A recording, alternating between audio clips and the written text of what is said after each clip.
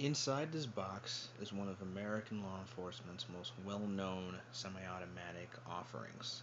It is a weapon that has got a long pedigree for reliability, a nice and long history of user friendliness, and was one of the premier sidearms used by agencies like the American FBI and the Illinois State Police, among many other types of law enforcement agencies.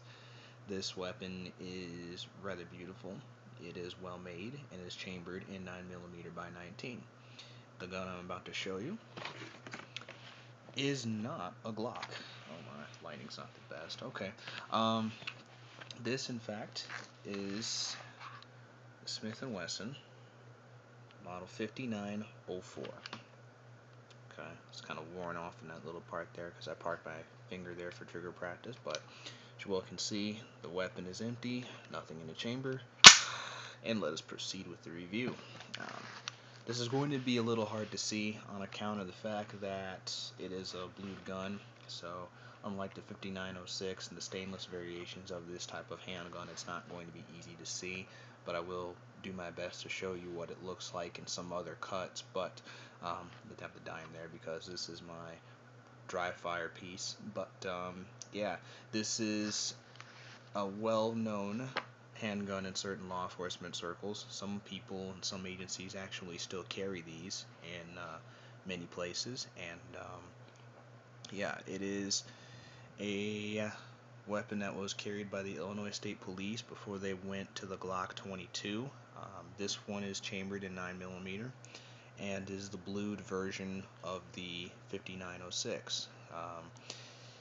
The Smith & Wesson third generation handguns are the latest in a line of about 30 odd years of Smith & Wesson semi-autos. The first version of this was the Model 59, and that was introduced before the Vietnam War even started. So ever since then, Smith & Wesson's been tweaking and tinkering with the guns and making them, um, just perfecting them over the years. So by the time they came out with this one in the late 90s, early 90s, um, this was about as refined as the design was ever going to get, short of the tactical versions which came in the late 90s, but those just had rails and whatnot. As far as the foundation of the weapon's concerned, this is about the best of the type, and it is a sweetheart of a gun to shoot, is a sweetheart of a gun to carry, and yeah, so as you can see here, there's a magazine disconnect. That is one feature that most weapons of this type do retain. Even as a blued version of the 5906, the basic functions and features are no different. It does feature 3-dot sights. This one has the adjustable rear sights with the rabbit ear protections on them. Believe me when I say that, even though this weapon does have the adjustable sight feature, there's no damage, dings, or issues that happen when you carry these. And if you do happen to knock this gun against something, whatever you hit it against will take the damage first. This is one tough weapon. They make these out of stainless. The 5906 is made out of stainless steel. These are aluminum frame with a bluing over it, and the slide is also blued, stainless. As you all can see on this particular example, the bluing's wearing off on account of it being used pretty heavily. I don't know how long it's been used. I picked this up secondhand, but unlike the stainless steel versions, you can't just polish off the scratch marks.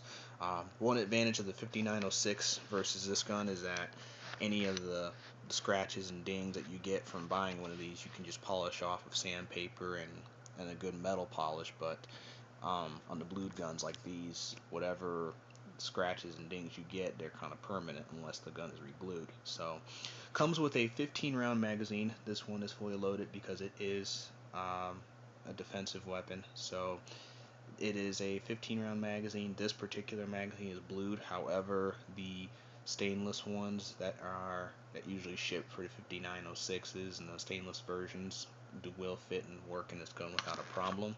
Um, it does feature the decock. As you can see right now, the hammer's back. When you put the slide safety down, it decocks it, and then the trigger again does not work. That's in safe mode.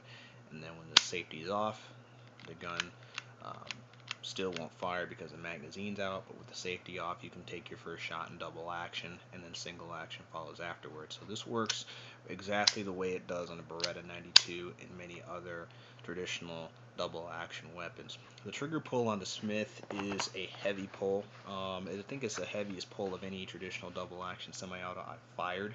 It's definitely heavier than a Beretta 92 or a SIG Pro 2022, and it does take some getting used to.